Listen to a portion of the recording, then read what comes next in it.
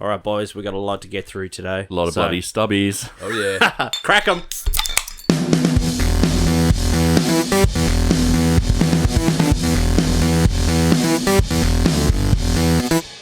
Hello, everyone, and welcome to the Bearded Geeks, the weekly grab bag of topics covering movies, comics, video games, and TV. My name is Jags. As always, I am your beard master, and with me today are my beautiful co-hosts, the king of winging it, Bobby Baxter, and Milky Stains, Patrick Brown. G'day, boys. G'day, Paddy. I just reached for the bottle opener and he passed me a stubby that I can't... There you go, mate. There you go. Save that one for later. Jesus. I didn't know. Amateurs. It's just instinct. When you reach, it's usually a beer. So what's going on? Big week. Yeah, it's been a pretty big week. Oh, yeah? What for me? You don't want to hear about You're really mine. selling it, aren't you? Mine's been a cover most of the week. So, yeah, big cover. Can't talk about it, but... Secret Marvel too business. early. Secret Marvel business. Secret DC business. big cover, though. Multiple characters. Big job. There was No one cares, Pat. We hear about this every week. Yeah, exactly. Let's move along. Again. Again. I've been recovering from last weekend, Hobart trip. I mean, that was awesome fun. And... going back to work after that was kind of depressing. it was a good weekend on the road. Yeah. Before we even went to Hobart, I had like 3 massive days at work, and then we went to Hobart, and that was huge. And then I had like a few more massive days, so I didn't really get to sit down till like Wednesday afternoon. So that's when I got a break. Oh, yeah. But last weekend was good. It was awesome. Yeah, a lot Loved of fun. it. We'll go into that into detail shortly. But Pat, how did you get here today? How did you get to my house today? My longboard. The old skateboard. I had to get that back out. When was the last time you skated, Pat? When I was probably 17. Nearly 15 years ago. Well, there's not much blood on you, so you're doing all right. I did fall off. I did come a cropper, but not too bad. Pat only lives like it's probably the equivalent of like 3 blocks away from where I am, but you're pretty stuffed. I was so rusty too. I got on that thing and I was like, I felt the confidence. And then my first big stride, I just kind of big wobble and kind of kicked it out a little bit. Had to run after it and grab it. Oh, shit. It's the geekiest skateboard I've ever seen too. It's like The Witcher 3. Yeah. So cool. Yeah, it's one I won in a competition once for the Witcher game, and I love longboards, and it's like a 1960s style board. Yeah, pretty cool. But they're in now. Everyone's using It is an awesome board. Yeah, I love it. All the little kids like, look at this old guy, thinks he's cool skateboarding. This old, bold 31-year-old dude up the street. And I was like, no, I love it. I didn't care. Got here in one piece, so it was good fun. Oh, yeah, I can't hang too much shit on you. I can't even stand on a freaking skateboard. So what else is happening? I feel like I've been living at the cinema this week. Yeah. I only went and saw 2 films, but 2 in 1 week is me too. a lot for me. I So. saw the same ones. You rich bastards. Hey, I got the cheap tickets off you one night. So you saw Get Out and Alien? Yeah, Yeah, me too. No spoilers for Get Out, because I haven't seen Oh, it. you haven't seen it? Oh, yeah. Yep. Just give me the gist. What's it about? I almost don't want to. All right, don't tell me. I went in not knowing anything about it, and Best way to go. took it in a different direction than I was expecting. I just heard that it was really good, and then I thought that's enough for me. And I also heard and reading online that it's best to go in not knowing what it's about. And no trailers, don't read anything about it. Because you get none of that now. The world we live in. No, that's exactly. The last movie I went and saw that I didn't know anything about, I went to the movies to see something, and they had the big standee there for Paranormal Activity. And I went and had all the ratings and that on there, like 5 out of 5, 4 out of 4, whatever. You know, this is the best movie you haven't seen. And I was like, what's the bloody hell is this? You know, so I went and watched that, not knowing anything about it. Didn't watch the trailers because it came out like the next week. And that was the last sort of experience I went to where I didn't know anything about the movie at all. Yeah, cool. And it was good, and I was all the better for it. But you don't get that anymore. I was just down at JB and picked up a copy of Split, by M. Night Shyamalan. Oh, yeah. Because you guys were talking about, you saw it at the cinema and said the same Mandate. thing, Yeah, Mandate. that was a good mandate. Yeah, bloody oath it was. Holding hands. Held me hand and everything. There's a hole in the bottom of your popcorn. Just a little bit deeper. But yeah, so I didn't even turn the DVD cover around to look at the back because you guys said go in without knowing don't. anything. Yes, that was another one of those. So- Watch it ASAP. Yeah, and well, yeah, I picked it up in the shop and I was looking at it and was trying not to turn around the back to read the blurb. And this girl walks over with her dad and she's like, "Oh, this is that movie about that." And I was just fucking made a beeline for the back of the store, like, "Get away!" Block your ears. Well, we were like so stoked in the cinema when, like, I'm not saying anything about it, but just remember that end part. And Yeah, it was fucking great. we were elbowing I each loved other it. like, "Oh my god!" I picked the movie when we sat down. I'm like, right, this is what I reckon's going to happen, and then I laid it yeah. out, and I was 100% fucking right. He was dead on. First and last time that'll ever happen. So I'll be finally able to talk to you guys about that. Yeah. Maybe we'll talk maybe. about that next week. Yeah, for a bit. That'd be good. Yeah, do that. I'd like to watch that again. I might pick it up during the week or whatever. Mm.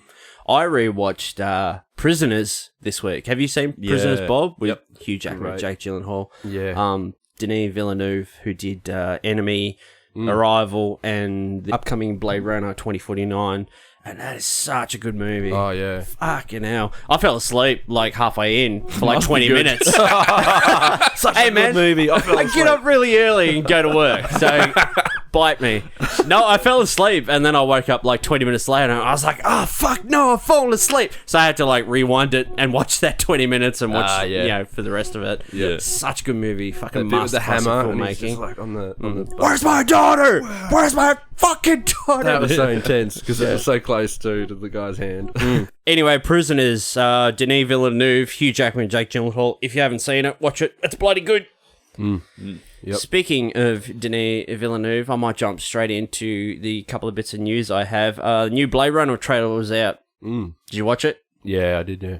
Did you watch it? Yeah, I actually saw it. Yeah, I did, and It loved looks amazing. I'm picking it. It's my movie of the year. Picking it now. I actually have never seen the original Blade Runner, and I just started watching it last night. I'm halfway through.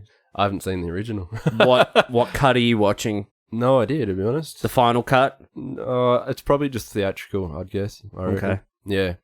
Because there's like 6 cuts of that movie. Is there? Yeah, I can't even remember the last one I watched. A really fucking long one, I think I watched last time. Yeah. I've never seen it. I don't know why. What do you think of it so far? This one, so far, good. Like, there's nothing major that's just like, I'm really enjoying it. I think it's pretty good. But Good answer. halfway through, I need to... Yeah. Just keep digging. Just keep digging. Yeah. But no, Anyway, the trailer looks really good.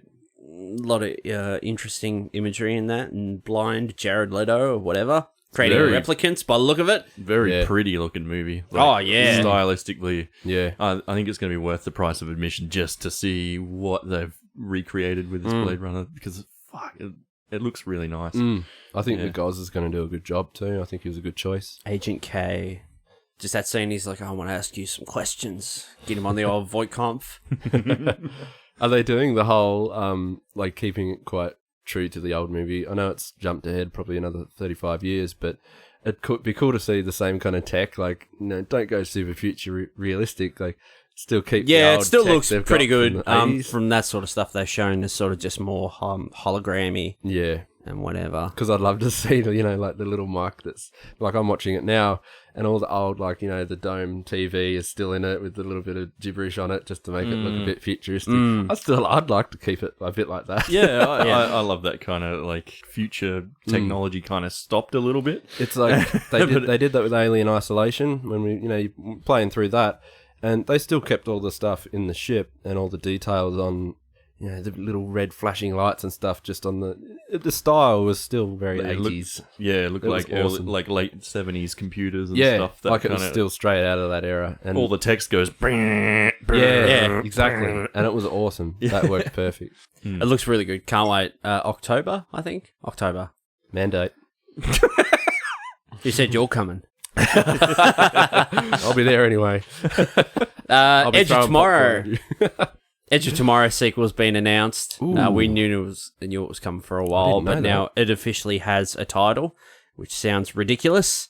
It's called Yesterday. Let me set it up. Because in America, the original comic was called All You Need Is Kill, and they didn't want a title that had kill in it, so they changed it to Edge of Tomorrow, which I think is a pretty good title in the context of what happens in the movie. Yeah. But then when the Blu-ray was brought out in America, they called it Edge of Tomorrow, Live, Die, Repeat.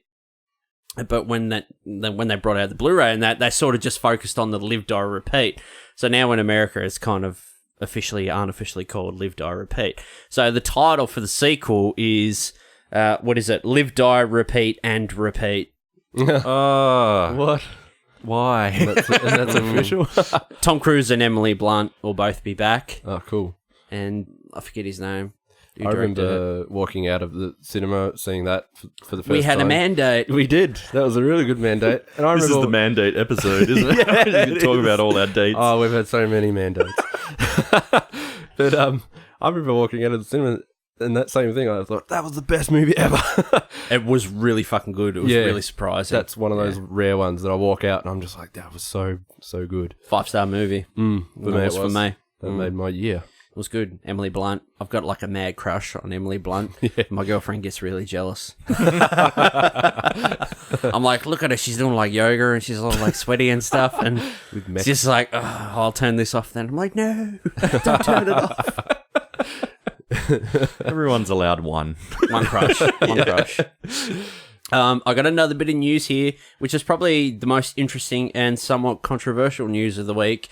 R-rated Hellboy reboot is coming. So Mike Mignola got on Twitter and he said that yes, there's going to be a R-rated Hellboy reboot starring David Harbour, who plays Chief Hopper in Stranger Things. Yeah. Okay. Mornings are for coffee and contemplation. I wouldn't have picked his face for a Hellboy face, but He does have that kind I of guess longer. so. He's got a big jaw, not kind of like I've seen him, and he has that kind of nose that's not too much as the original Hellboy guy. He's spot on. You can't beat that. Ron Perlman. They didn't have to do a lot to him to make. I kind of feel bad for Ron Not Perlman at all. and Guillermo del Toro because it was only like 2 months ago that they were like trying to get Hellboy 3 done, and then they oh no, officially shit. said, you know, we've talked to everyone involved and the movie's dead. It's not happening because there's an R-rated reboot in the works that they didn't know about. Oh, that's Kicking the balls. So they should have just followed them on. The others were fine. The other movies. I really like the other ones, but Hellboy 2, The Golden Army, that's nearly 10 years old. I don't think I ever saw that one. That one I remember when it came out, I really wanted to see it because it looked visually really cool. Like Another movie Bobby hasn't seen. yeah, yeah. I actually, it was for ages. I think it was like, no, Hellboy 1 was on Netflix for ages, and I was always waiting for the second one to drop, and it never fucking came up. So I'm still kind of keen to watch it. I like Hellboy 2. I really like Hellboy 2. It's been directed. I wasn't big on the first one, to be honest. Like, I mean, it was. I don't mind the first one. It was, you know, It's a bit of fun. it was It's a good all bit of right for fun. the time. I think. Mm-hmm. I think I saw it at cinema when it came out, but it's not something I rush back to watch again, sort of thing. You know? Fair enough. Yeah. Fair enough. Yeah. The movie's going to be directed by Neil Marshall. Now, Neil Marshall, have you seen Dog Soldiers? The Descent? Yes. Doomsday? Centurion with Michael Fassbender? No. He also directed a lot of the probably more action-packed episodes of Game of Thrones, a few episodes of Westworld. All right. I think one of the last episodes of Game of Thrones he directed was where they're beyond the wall and they have that bit at the shoreline where they fight all the White Walkers. That was a great I think episode. he did that episode. That was good, I think he directed that and the one where Tyrion got his bloody scar, the Battle of Black Bay or whatever it's called. All right. Yep. Yeah, that big action-packed episode. He directed that one. But he's directed quite a few. So I'm a big fan of Dog Soldiers and The Descent and whatever. So, yeah, pretty excited for that. R-rated, new guy. I think they said yesterday, the day before, the script's almost done, or it is done, and they're going to start shooting in September. The working title for the movie is Hellboy, Rise of the Blood Queen. R-rated's the new big hot ticket now, isn't Like it? we were It's saying the like- other yeah. week, Logan, Deadpool. Which Studios are ready to take a bit of risk. I'm pretty happy with. Low budget movies. About time. Fuck you, kiddies. Superheroes are ours. Yeah. You can go watch your PG Marvel movies over here, but we're going to go watch Logan and watch him stab guys in the head. No, there's no limits. They're just going to make some crazy movies. Final bit of news. This is pretty interesting. There was an artist on DeviantArt posted a Spider-Man TV series promo image, and everyone's going mad about it. Artist by what's his name? Patrick Brown. And everyone's going, "Oh, this promo art for this new Spider-Man show we've never heard of," and I'm like, I know that guy. Let's get him on the show and ask him about it.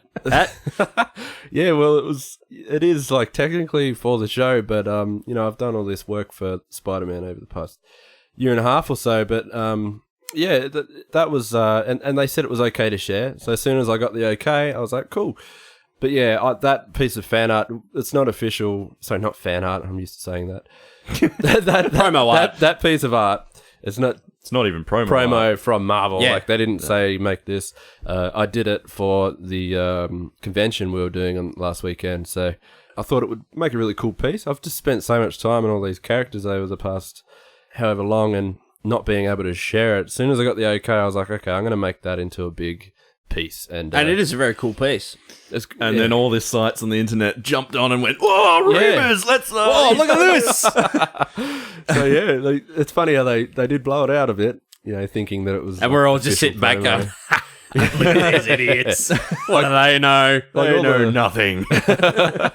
Like, all the villains, everyone in that, and that is how they'll be looking in the show, but just not to that super high detail. Yeah, just to be clear, that's not going to be what the show looks like. As an animator, I was looking at those pictures going, there's no fucking way I'd want to work on a show where the characters are that detailed. Yeah, it's strictly promotional. It's just it's for all the nice stuff and the packaging or whatever they're going to put it Lunch on. boxes. Yeah. All that shit.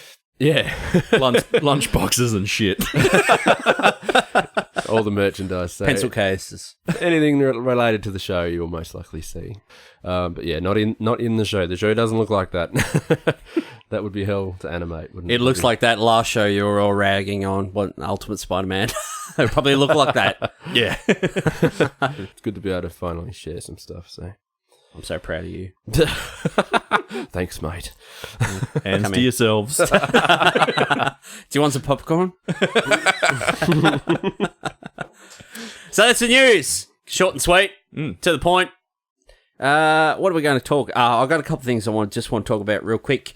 A lot of people have been messaging me on YouTube and Instagram and all the places we post and asking if we're going to eventually get onto iTunes or somewhere where people can download the show and listen to it on their daily commute or in the car or out and about or whatever, so they don't have to stream the show. Yes, I am looking into that. Probably put it on SoundCloud and through to iTunes, but I haven't had the time, like with work, and like I feel like I have two jobs now, like one I don't like going to and getting paid for, and one that I love but I don't get paid for. So, but I've got a couple of weeks off next month, so I'm gonna look into it then, and the t-shirts and all that sort of stuff. So expect to hear more in probably 4 to 6 weeks. But if you can make do for now, we appreciate it. Yeah. But soon. Soon. Sweet. And also, just announcing that in the next few weeks, we're going to start our first official segment. I've got a comic book segment coming out. I won't tell you what it's called, but we're working on it for now. It'll just be a little comic segment. We'll have a bit of intro music and that for it, and it should be a lot of fun.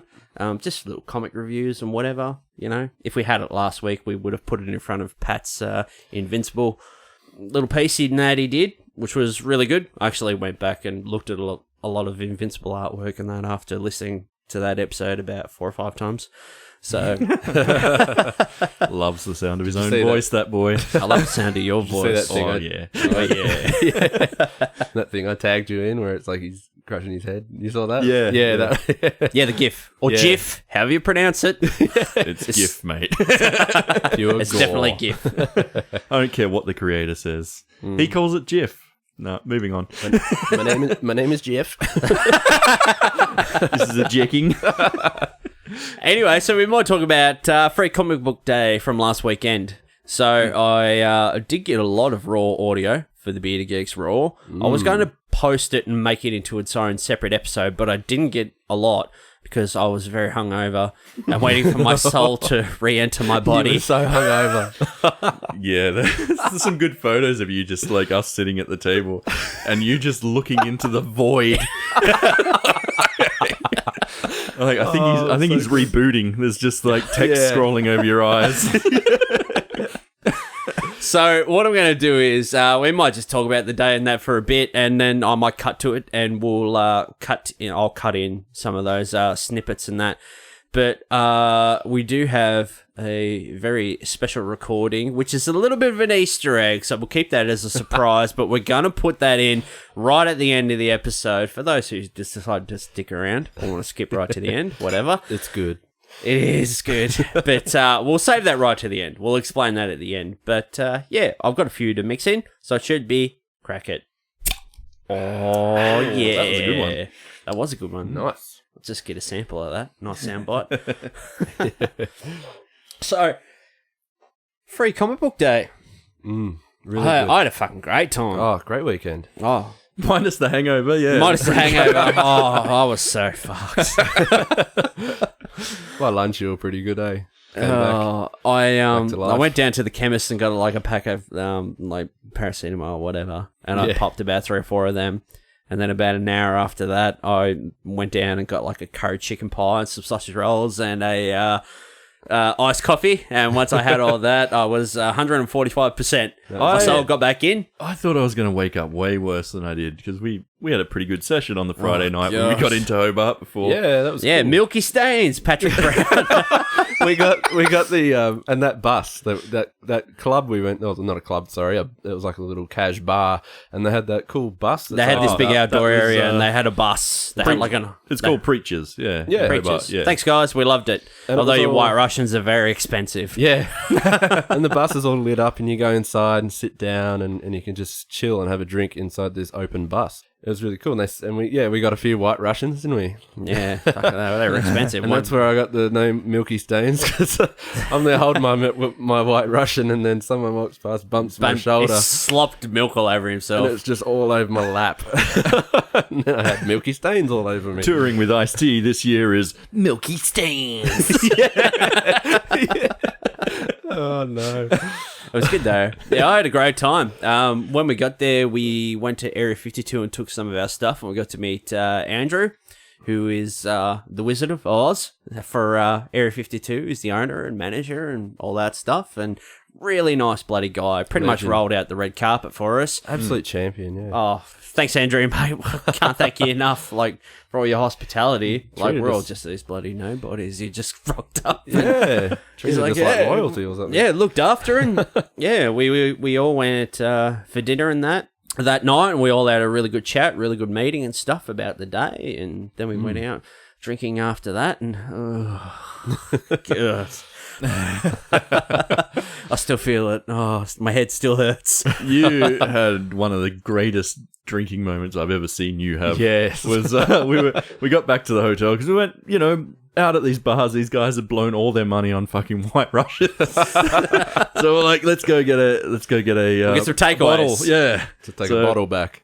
Took the bottle back to the hotel room, and my little brother was there too, Scotty, and we're all chatting, and Brent's fading by this point because he's been up since fucking the sparrows fart for work. 4 a.m. So, he's sort of crashing out over on the bed, and we just keep drinking and stuff. And we get right down to almost the end of the bottle, and I sort of turn around and go, anyone else for a drink? And he just sits up out of nowhere and goes, yep. And so I pour him another up one. in bed. Pour him another one, turn around, hand it to him. Turn back. As I'm putting the lid back on the rum bottle, he passes me the empty cup back. Gone. Holy shit, man. It was gone in a second. And then you told just me. Laid back down. And I think that was the nail in the coffin. I think that was, yeah. Yeah, you told me the ratio for that drink the next morning. Ooh-wee, me, boy. It was not good. We run out of low dry ginger ale, so the glass was like 3/4 rum. Yeah. Like a quarter ginger ale, and I was just like, oh, God. It was almost like you were sleepwalking or something. You just sat up and went, see you later. Yeah. I just woke up, and I just remember I sort of woke up. I had my arm over my head, and then because I was pointing in Bobby's direction, and I sort of just opened my eyes and I saw him, and he picks up this bottle, and he's like, well, there's not much left. There's enough for one drink each, and who wants one? And then I see him look at me. He's like, look at this weak bastard over here. He doesn't want another one. And my arm shut up, and I was like, fuck it, I left another fucking one over here. Shouldn't have. The reflex. Oh, God. But the next morning we got there, we actually got ambushed on the way to the shop. Yeah, Timothy, he stopped us on the street. We had no idea. He goes, oh, you guys, the Marvel, just for the Marvel setup. And He looked at me and said, are you guys Marvel artists? So, Yeah. so tempting every time I get that to go, yeah, all right. Buy all my shit. But I can't do it. I'm like, no, just this one. yeah. Just the shiny one over here. Yeah. And he's like, I'm just going to the ATM to get some money. How much will I need? And we're just like, I don't know. That's just like, how much you got? How much you got? How much you got? Get it all. No, but no, he was a really good guy. And when we got back, we barely had a chance to sit down, did we? And he came back and With his life savings. And and before I even had to have a sit down, he bought the big. I had like a meter wide print of my Marvel Villains piece, and he just bought all the other stuff as well, straight on the spot. Like, yeah, so it was good, really good guy, and I hope he gets a bit of a kick out of it. So. Oh yeah, nice bloke. Yeah, yeah. Anyway, while we're at it, I might just put a bit of silence here because I'll cut to a clip I'll splice in. So, clip goes here. Jags here, Bearded Geeks RAW, down at Area 52, Free Comic Book Day. A lot of people here today, it's pretty good. Had a lot of people that come through. Pat's bloody killing it. He's earning all the money. Met a lot of people fanboying out. It's really good. I barely got to sit down. Well, we aren't sitting down, we haven't got chairs. Yeah. We'll sort that out though. I stole mine off Paddy. So. Bob's over here doodling away, doing some drawings, and it's a pretty good day. We'll see how it goes. Fun day. We'll pick it up later. More to come. Fuck's sake, Pat. we're not editing. I'm just like, clip goes here. I need a bit of silence, and then I just hear like, We're not so this clip's going to go right here. Silence now. G'day everyone, Jags here again. Just sitting here at Free Comic Book Day with the boys. Had a pretty good day. You had a pretty good day, Bob? Yeah, been a lot of fun sitting around drawing stuff and Don't really get much of a chance to sit around and draw all day, hey? no, not really, not with work and stuff. So yeah, it's been good. Yeah, I like old the big drawer over here at the end of the table. What are you doing over there, Pat? Good fun. You had a good day? I can't really hear you. Come closer, mate. It's raw. Having a go at Spider-Man, and I thought, why not? Just did Batman and a bit of Venom. That's fun. Always a bit of fun. You had a lot of bloody interest today? Yeah, it's been really busy. Yeah, it's Paddy's shout for the bar. You done, you made some coin.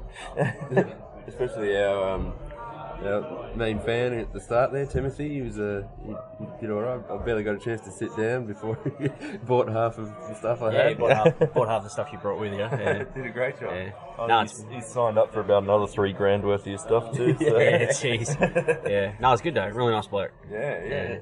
Yeah. It was Sold good. that massive print that I had of the Marvel villains. That's huge, man. Yeah. No, it's been pretty good. Anyway, quick update. Might get more soon. Who knows if we'll even use this, but yeah, we'll see. Hey! And we're back! That was a great clip. Yeah, remember that. Yeah. So, yeah, during the day, it was really good. We had quite a few people come up. Like I said, I was sitting there feeling very sorry for myself, waiting for my soul to re-enter my body. And we had a few visits from quite a few people, but we had a visit from a fan of ours, Brad, in Hobart, and he come up and he's like, oh, hey, Pat, how you going? He's talking to Pat, because everyone goes to Pat first, obviously. And then he's like, oh, you guys are the Bearded Geeks. And I'm like, yeah, that's us. That's us. Like, yeah, that's us, man. And then we chatted. How the hell did you know? And he was just telling us, like, he was a really nice bloke, just telling us he's a fan of the show and stuff. And He's a great guy.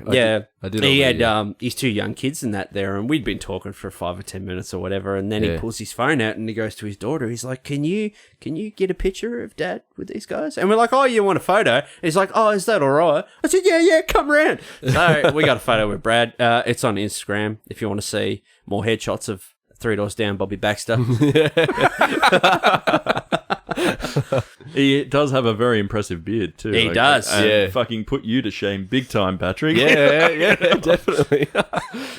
On both ends, he had a smoother head than me, I think, and a nice beard. Both ends. Yeah. So you're checking out both ends, were you? Oh, yeah, definitely. Sorry, Brad. I know you're listening, mate. He's a great guy. I had to do all the I did some sketches for him back when I was on Patreon. It's on pause at the moment, but for him, like, I did his whole family as Batman, Batgirl, and his wife and his son, and That was a tier reward. yeah. So yeah, he's really good, and he's so appreciative, and Yeah, bloody great nice guy bloke. all around. Yeah, Nice bloke. We're going to make you an official beard of the show, Brad. New thing, official beards. Yep. You're the first. You're a member. You're a member of the official Bearded Geeks fan club. It's a pretty glorious beard to start off with too. Yeah, it was really impressive. Put us to shame. Yeah. I feel just a bit- like my ratty bird's nest. And he's just got like this glorious like mane just like coming out of his chin. Mane. So it was really good. While we were down there, I did get an opportunity to talk to and have a commission done by Paul Peart-Smith, who's actually a friend of your brother's, Bob. So that was a nice they in. worked together for a little bit at an animation studio down there because my brother works in the same field as I do. So Yep. yeah, it's cool. Nicest bloke. Absolute bloody sweetheart of a man. Like, He's a legend. yeah. I asked him, I went up and got a commission that done, and he's like, "What are you after?" And I said, "I was thinking like Ghost Rider or Batman. Like, I'm not fussed. Like, which would you prefer?" And he sort of took a second, and he looked back at me, and he's like, "Batman's really fun to draw." I was like, "Sweet, Batman." Then I'm like, "I'm here all day, so like, just take your time. I'm just up the other end, and I'll come back a little bit later." And I asked him, I said, "Is it all right if we do like get a couple of minutes on the recorder for the show?" And he said, yeah, sure, no worries. And I had a little interview with Paul, so I might put that in right here. Glick, glick, glick, glick. Jesus, Bob. It'll go here. G'day everyone, Jake's here again. Just here at Free Comic Book Day at Area 52, and I'm sitting here with the one and only Mr. Paul Peart-Smith. He's just finished a very awesome commission for me of Batman. It's bloody sick, I love it. So, Paul, thanks. Oh, no worries, man. No worries. I'm actually a massive fan of sort of the darker and inked style. Is that something you sort of always gravitated toward, or you sort of always, dark shadow and that? Like someone I admire at the moment is Jock. Yes. Like, I'm a really big fan of Jock. Yes. And I've sort of watched a couple of clips of him on YouTube, sort of in the art and drawing, and he sort of just uses like big Sharpie markers sort of to do shadow on that. And that's something that I sort of personally gravitate toward. But was that something you sort of organically happened for you? It's interesting you should say that, because I think I may have seen the same YouTube things that you've seen. Because out here in Taz, you kind of like look to be as much a part of the culture as possible, and so I live my life vicariously through YouTube sometimes to see what the artists are getting up to. And I love somebody that has a plan and has a really strong a strong mark to make, you know? So going in with black and really making some very definite shapes, and then working around that and making it interesting is I think it's a really it's the way I like to go, definitely. It's and it's a funny thing with ink, you really need a lot of confidence to use ink. Because it's the show. You know? Penciling is just like the behind the scenes, but the show is the ink. And so, anybody that goes in with confidence, I'm a fan. Because it's that kind of thing as well, like, say, like Batman, for example, he's like someone who spends a lot of time in the shadows, so, if he sort of takes a step out into the light, you sort of just see, sort of half the torso or just the face, and sort of that's more of the area that sort of, it's sort of the focal point in that. So I guess you have to get someone sort of really confident to be able to, you know, sort of have the confidence just to focus on those sort of specific areas. Like you're really only sort of going to see the torso or the face, you know. It's a very graphic image, and you know, God bless the people who designed Batman over the years. His design evolved, but it was always such a strong design. It's very hard to get Batman wrong, you know. You see those ears, you see those shoulders, and it's Batman, you know. So he's a dream to draw. Another character I liked, another dark character, Spawn. Spawn's another interesting character, sort of like that as well, especially with sort of the flowing cape and the real gruff, never-ending cape. Yeah, that's it. Is there like particular things you like to draw, sort of in your spare time, or do you just? Are you a guy who sort of like, you know, I'll just sit down. Like at the moment, you're sort of working on a Hellboy, which is fantastic. Oh, thank you. But do you sort of just like just sit down and just doodle sort of what comes to mind, just experiment? And... Yeah, experiment is a big part of it. My sketchbooks are very eclectic, you know. It's like from page to page and trying different techniques and trying different ways of storytelling, because I'm always sucking influences in. I'm always looking at other stuff. And trying to sort of like see what makes it work. I tend to experiment a lot. Going back, you worked like a lot on 2000 AD, sort of in the 90s and that, and sort of on and off again, sort of over the years and that. Is there something about sort of Mega City 1 and the character of Dredd that you sort of found very appealing? Because Mega City 1's just sort of like this big, like cesspool sort of boiling pot of like all these different alien races and that, and you know, sort of cultures and things and that. You can, and you know, it's a very sort of dirty world. It's a very sort of grim world and that. So I guess that's something you sort of have a lot of fun with. Yeah, I mean, you know, somebody once said to me that I don't draw handsome very well. I'm not a sort of beautifying sort of artist. I try and draw people looking kind of, they've got to be grimacing. Even if they're handsome, they've got to be doing something with their face, you know? But I like environments and atmospheres that allow you to go to the grotesque, that allow you to sort of really knock yourself out in designing characters and sort of, you know, not whitewashing or smoothing out features, you know? So Mega City 1 is just born for that. You know, there's all the characters are so vivid, they're so ugly, they're so fascinating to look at. And when I was reading it, when I first came in contact with the comic, I mean, the giants were walking the earth that time in terms of the artistic giants, you know? Your Mike McMahons, your Brian Bollins, you know, your Brian Talbots. And each one of them had a very distinctive style and brought something new to the mythos of Dredd, you know? So yeah, that was very inspiring. I love that. I love it. Did you see the new film from a few years back with Carl? I did. I really thought it was great. I thought it was fantastic too. It was really. It was great that they kept it tight. And that they didn't sort of like throw in too many elements. I loved it. I loved that. Yeah. And leaving the helmet on. It's a big part of the character. Had to be done. Had to be done. Yeah. The only thing maybe missing was a little bit of that humor. It had a bit of it in there. That really black, dark humor. And if they, I know it's very hard to know if they're going to come back with another one. The odds are against it. I'd love it. But definitely, I think many people would. And if they have that and a balance that humor, it'd be a great Netflix show. Definitely. And sort of getting over to sort of your Judge Death and all that sort of thing. I sort of heard that if there was going to be a sequel or, you know, continuation, that will sort of be the next sort of focal point for the films or the TV series or whatever it ends up being. But, that's definitely something I would love to see. Not like, bloody Bob, me mate Bob up here is on the show on that as well. He's not the biggest fan of Dredd. Oh, really? Like the film. Like, he's like, we had this discussion on the show the other week and that. He'll probably kill me after he hears this. But no, it's good. But it's good, like, opinions make the world go around. So it's good to have nice back and forth with him about, you know, what's good, what didn't you like, you know, what do you like? But yeah, I really did love that film. Well, you know, I'm English at heart. You know, obviously I was born and bred in London, and Dredd is one of those exports within comics that is absolutely like it's like almost like a rallying call. It's a point of reference for British comics and its contribution to the world of comics. You know, there aren't that many characters as iconic as Dredd. Yeah. So yeah, for that reason alone, I'm very proud of him. Yeah. Yeah. But he's a bitch to draw. Is there like one aspect of him that you sort of every really aspect hate of him. drawing? I'll tell you what, I love drawing his grimace and his chin. Like I say, I love grotesques. His helmet, a little bit tricky, but it's okay. Yeah. But then when you get into the chains and the eagle, the shield on the shoulder, eagle and and all that sort of stuff, and the little packs on his gloves and the utility belt and all that sort of stuff.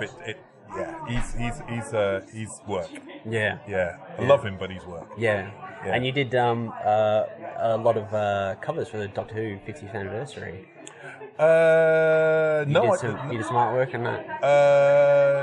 No, I didn't do anything. You didn't? that. Oh, well, Scott just told me that, and now I sound like an idiot. Thanks, Scotty. Thanks, Scotty. You made me look like a fool now. Well, thank you for the PR, Scotty. I can just edit this out, but I'll probably leave it in because it's raw. Wow. Now I'm gonna have to pull myself out of this hole. No, I mean I did a lot of cover work for Marvel UK and they had a run of reprints of X-Men and Spider-Man comics. Sweet. So I did a whole run of covers for them. It was repackaged sort of American stuff, but it was just lovely playing in that pool for a while. Wow. Yeah, and again, that thing about sort of, it's hard to stay beautiful. Yeah. Because these are handsome people. The X-Men are good looking. Oh, you know? yeah. Apart from Wolverine's the only one you can have fun with in terms of like that, kind of grotesque look. Yeah. But you can't even go overboard with that because American stuff is a little bit slicker. Certainly the mainstream. Yeah, they expect a lot. Yes. Yeah. Yes. They're very hard group of people to please. Yeah, well, yeah. In some regards. In some regards. In some regards. Yeah. Anyway, I think I might do it, Paul. All Might right. wrap it up. I'll let you get back to your Hellboy. And thank you again for the commission. I love it. I'm going to take it home and frame it and put it up in the studio. Oh, I'm glad you enjoy it, man. Thank you very much. Yeah, no problem. Cheers, man. All right.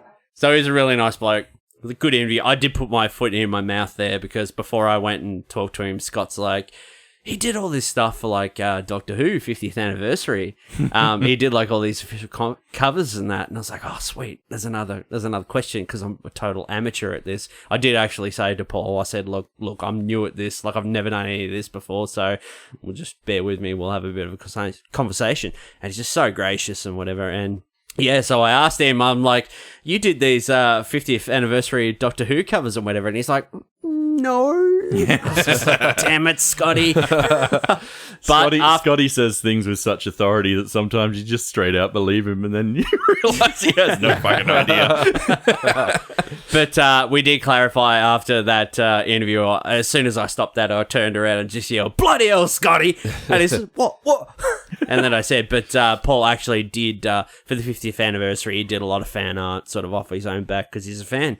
And that's where it come from. No official covers or anything, but yeah.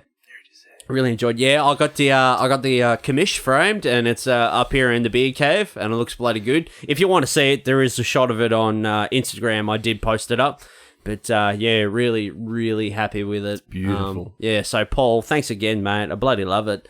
Yeah, later that night we got to go out and we went out for dinner again, but with everyone, sort of all the artists and guests and everything. We all got to sit around and chat for a few hours, and I did get a little clip with Andrew, so I might put that in just here.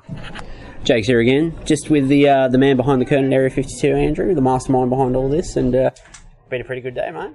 Yeah, it's been great. We got a lot of kids out here, which has been wonderful. Oh, a lot of kids, yeah. Getting into that bloody comic culture and that, because a lot of free comic book days I've gone to and that, places just sort of have them all on the table and they sort of come take what they want and go, but sort of getting sort of a bit of a lucky dip of the individual book and that was a really good idea. And then everybody gets something.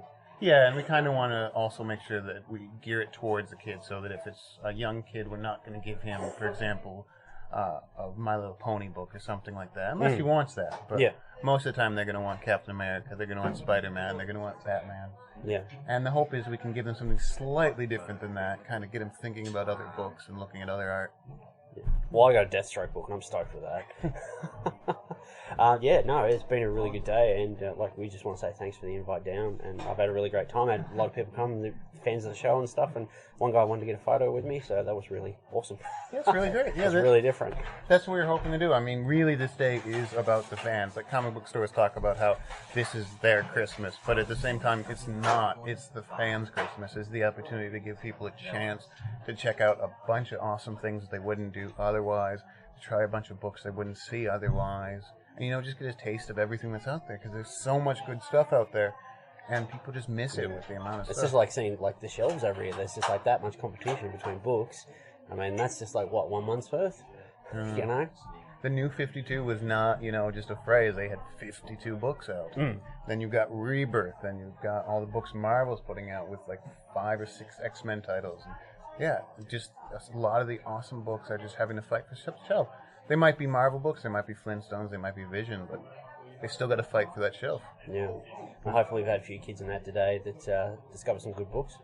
Want to come back and read some more. Yeah, thanks for coming. Yeah, thank you so much for having us down. That's great. Yeah, we'll definitely come back in the future. All right, hope to see you guys back here. Thanks, mate. And I'm back. I've just been staring at that picture on the wall. I had never actually had a real chance to. This is Paul's Batman sketch, to really have a good look at it, but it's bloody really cool. I love how he's just used the big thick markers for the shadows, and then really thin fine lines for some of the outlines. I was watching him when he was doing that technique. I have no idea how he uses that massive ink pen. It's really thick. It's almost like he goes, because the way I draw, I construct the characters from basically simple shapes up until a character, whereas it looks like he just blots in these big. So confident with those black lines, isn't it? The big blotches of black. Don't know how you do it, but it's really fucking cool. I like his version of Batman, so broad, with the ribs, and it's real broody and. Has even got the gargoyles head and that in there as well. Yeah, which really sort of just tips it off. And, awesome. Yeah, so good. So Paul, thanks again, mate. I can't say thanks enough. I bloody love it.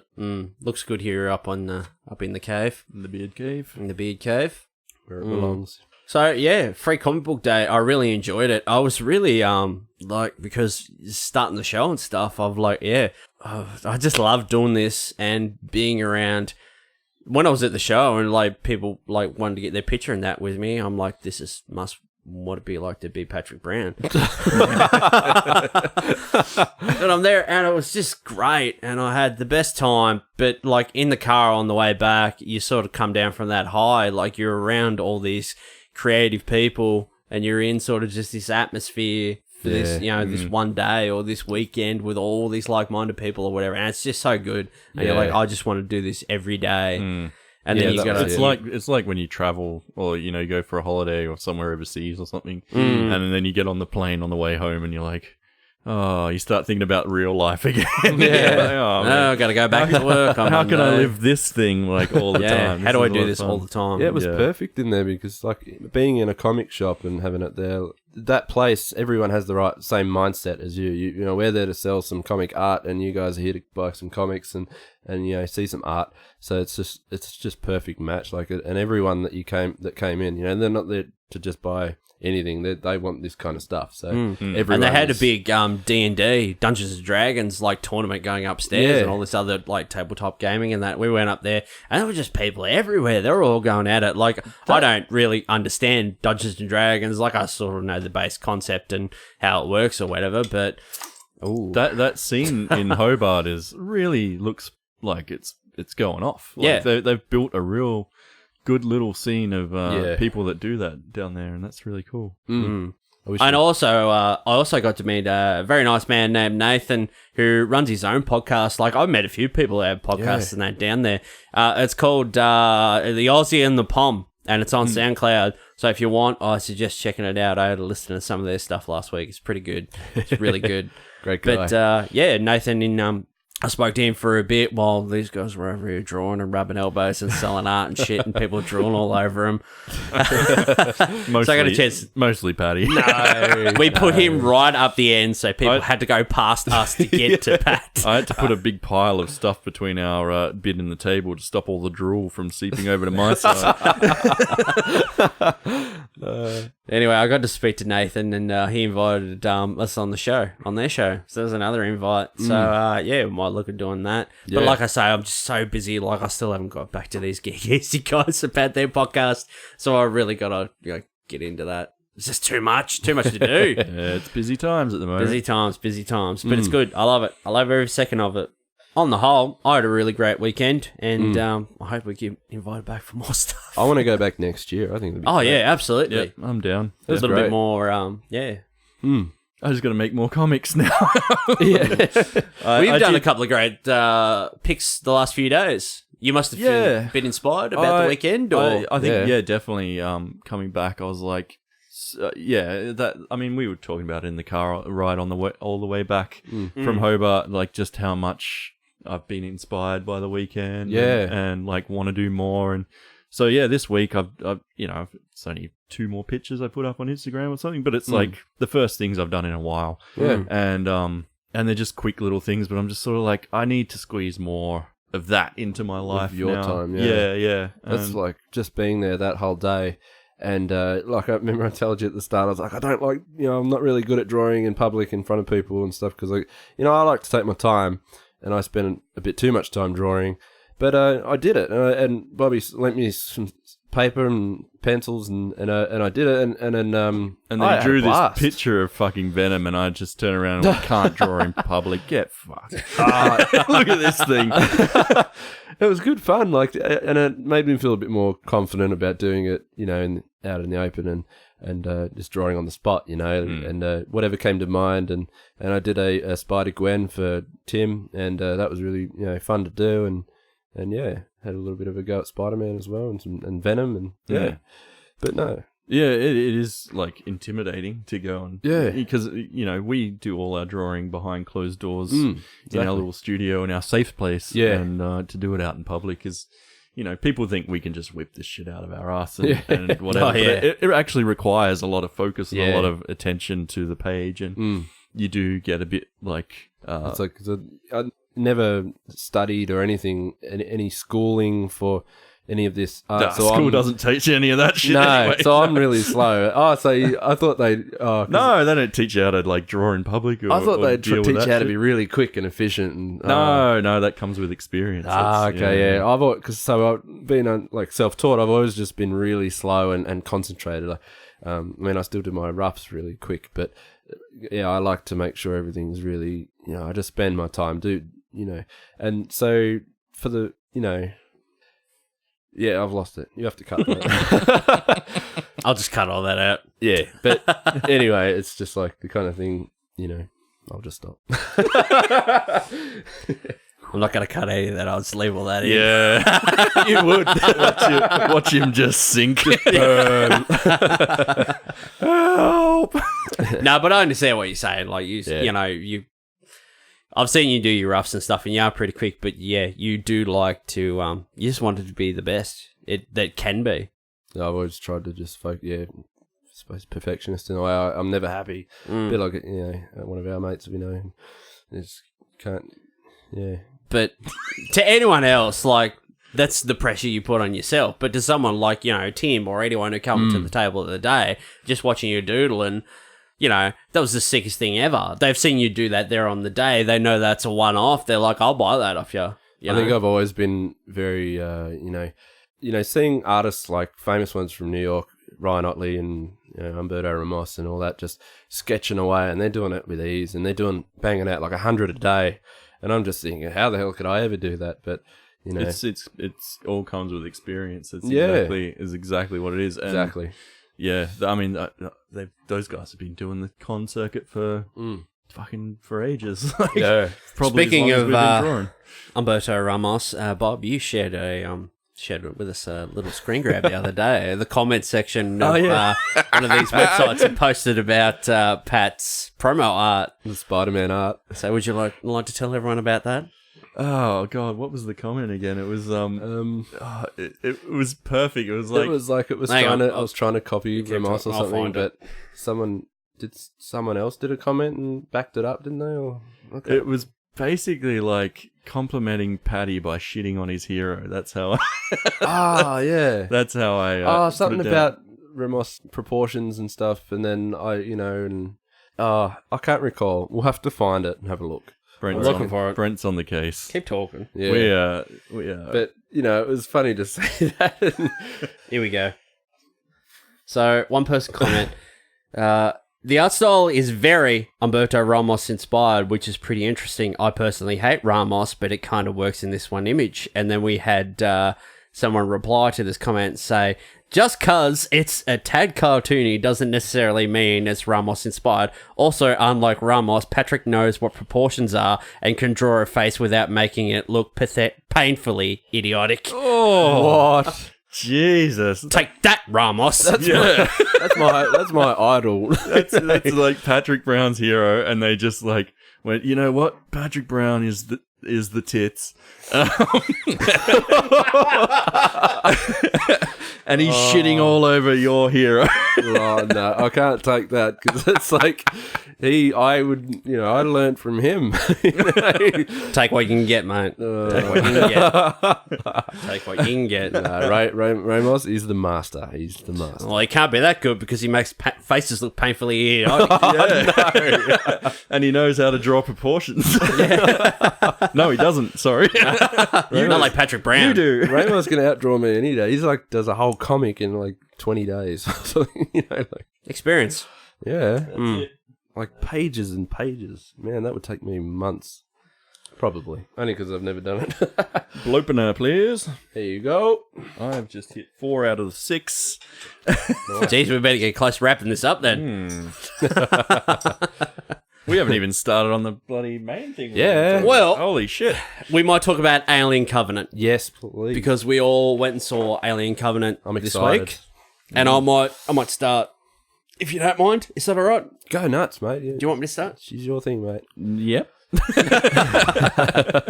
So, Alien Covenant picks up 10 or 11 years after the end of Prometheus. And we've got this colonization ship called the Covenant, which is making its way to a Earth-like planet that's going to take 7 years and 4 months to get there, I believe. How spoilery are you going on this, by the way? Well, I'm just giving them the gist of the story, then we'll go non-spoilers, and then we'll go spoilers. I should have said that at the beginning. I just want to clear that up for I love everyone. spoilers. Yeah. Non-spoilers first, and then spoilers. I'll timestamp it, so you don't have to worry for Nice. anyone in Cool. America who hasn't seen this. It's early days. Still early days. Anyway, Yep.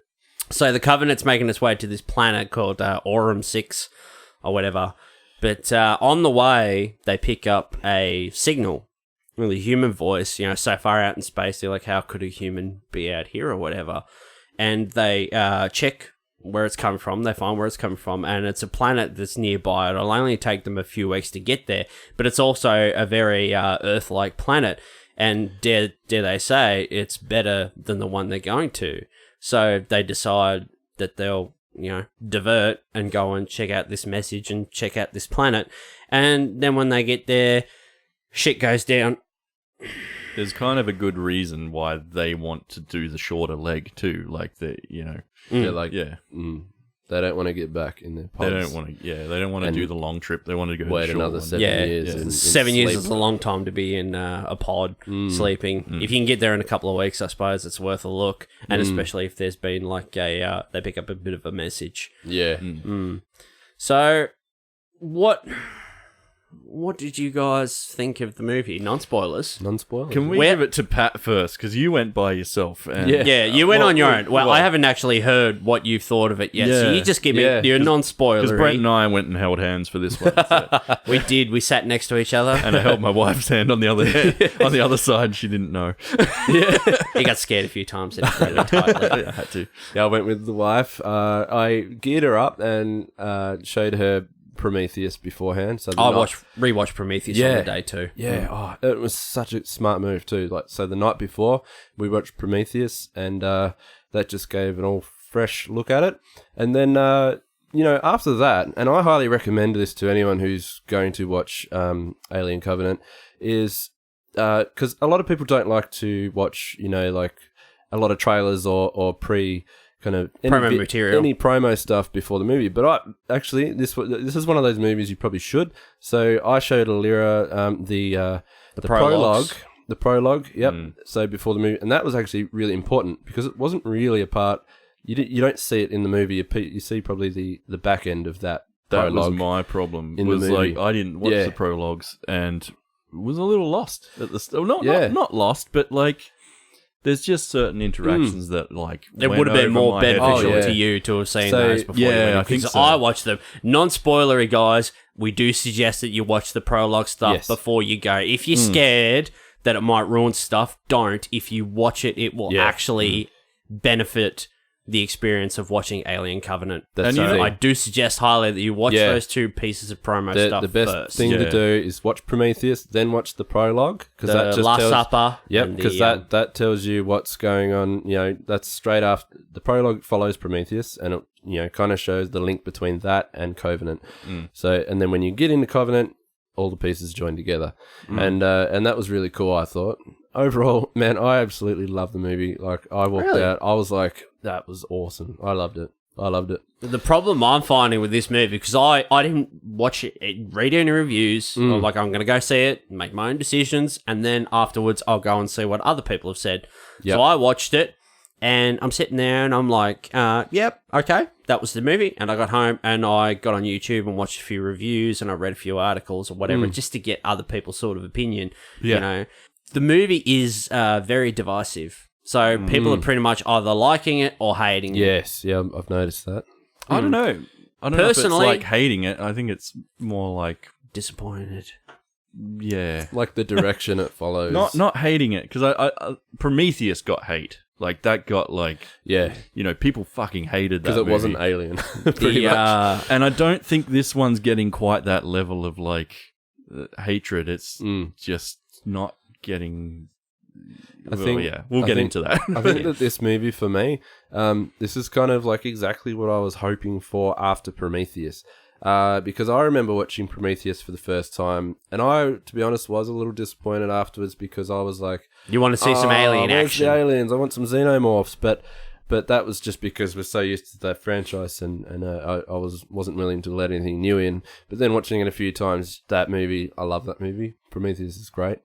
So for this one to follow up and actually be 2 in 1, like this is okay. This is Alien franchise and Prometheus mixed into one. You could say Prometheus was its own kind of, it went its own way, and it's this whole new world and whole new thing. Now we're getting the two mashed in together, and that mix was great for me. You get that nice cinematic, you get the whole new planet alien world, and then you get aliens and xenomorph action, and that was great. Because the movie is beautiful. Like, it's amazing to look at, and all these real practical sets and everything. I mean, it's a Ridley Scott movie, so you expect no less.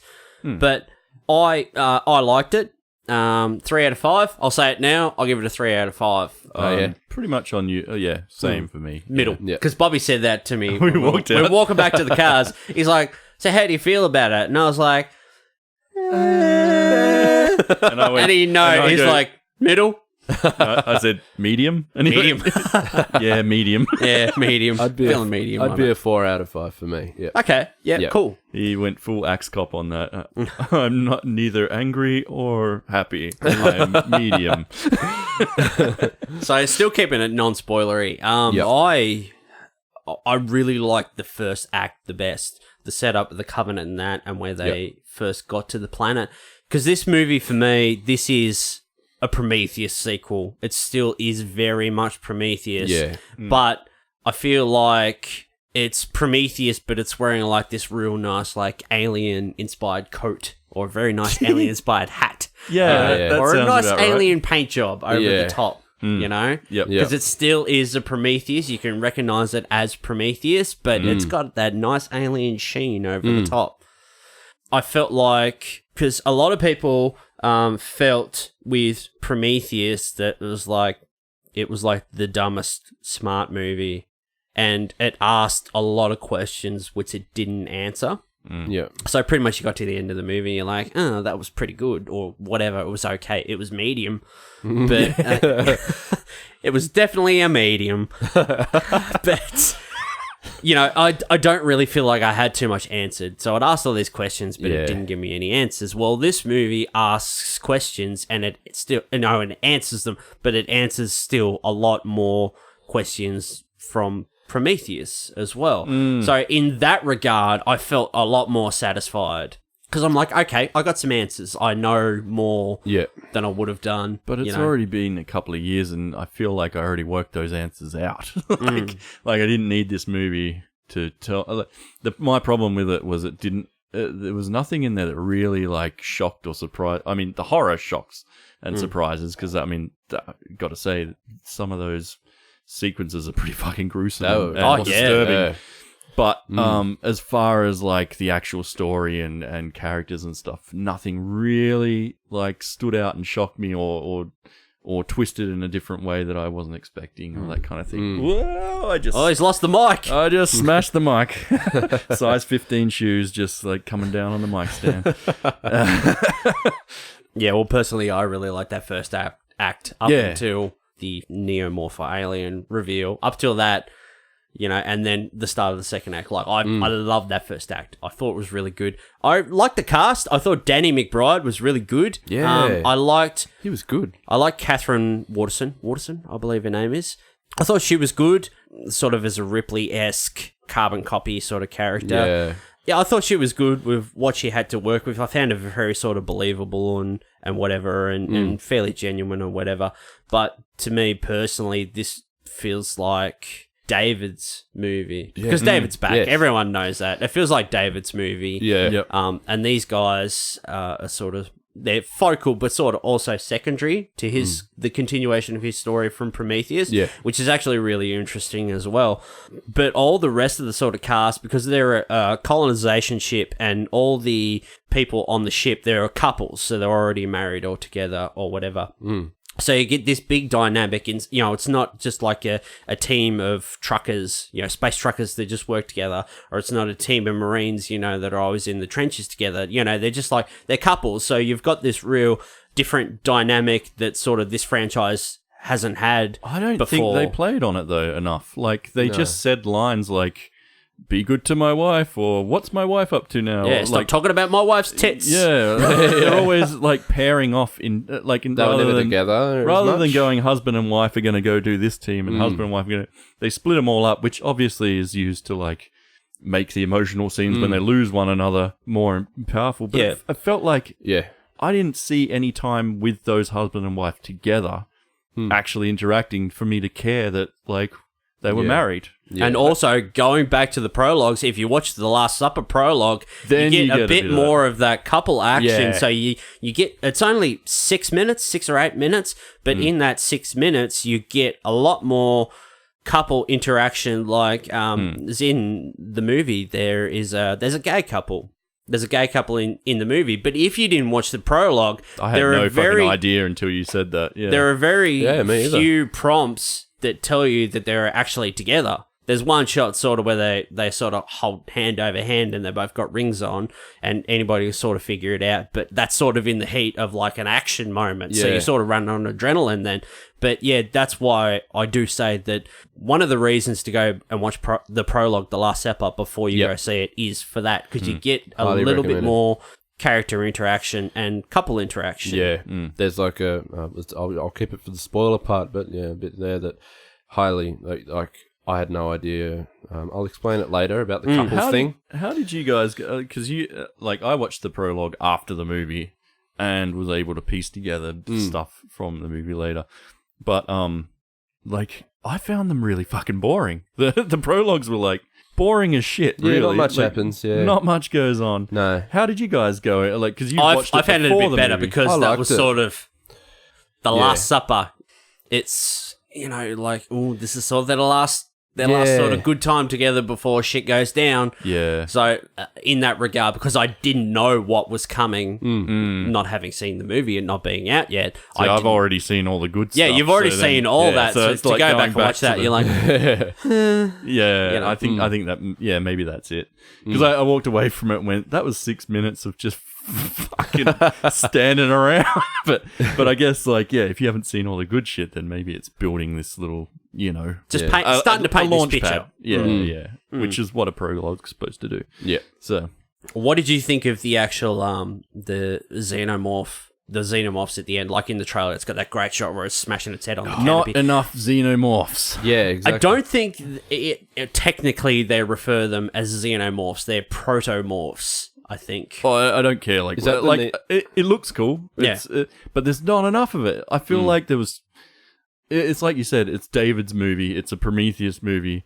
There's still too much of that, and then the action scenes with the alien stuff felt like they were over in a blink of an eye. I found they were too short, a little too short. Yeah, I thought the same. And then they're just holding on these long shots of like David walking around, fucking looking at drawings and shit. And like I love those not fight scenes, action and the thriller horror with the xenomorphs part. But I agree, they were a little too short. I enjoyed them a lot, but and they were done really well. But just I thought, is that it? It's done. It's over, and stuff like that. So. Little too short. You get that feeling towards the end. You're like, okay, I know for a fact there isn't much time left in this movie, so like this will wrap up pretty quick, like 10, 15, 20 minutes. So you sort of know it's going to wrap up pretty quick. You get that feeling, because you've been in the cinema for so long. But I thought, I would have liked to have seen it a little bit more. Just a little bit more. Just slow it down a little bit. Maybe introduce them 10 or 15 minutes earlier and just slow it down a little bit and pace that out a little bit more. The pacing felt wrong for me. I felt like it was moving like a snail's pace for some bits, and then it'd ramp up, and then it'd go real quick, and then it'd go right back down to slow again, and you sort of like, this is not a TV That's series. why I like that first act. I thought it was building really well. Yeah. And then there might have been a little bit in there. There was a little bit too much. It sort of slowed down at one bit or two. But on the whole, like 95%, it was great. And then you sort of get to where... It just petered out in the middle there. Yeah, all these guys meet David. And then the second act felt very Prometheus. Yeah. Like the one thing with the the xenomorphs... It slowed right down. Yeah. What we kind of miss is, if you think back to like Ripley's situations with the xenomorphs, we kind of miss that little bit more personal. It's like she had it personal with them, and since the first, and you didn't really have that kind of connection at all with the characters, and especially the main character in this one. I think that would have been great. That's going back to the whole couples thing and that if as there well. was like one xenomorph and she was like, you mother, like... Oh, we were talking about that in would've the been car great. on the way over. Brent and I were talking about this, like...